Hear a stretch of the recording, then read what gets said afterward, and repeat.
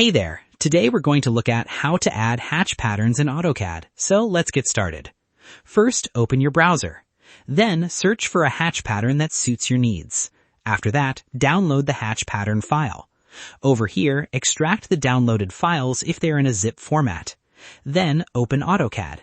After that, type OP and press Enter. Over here, go to the Files tab. Then, expand the Support Files search path dropdown.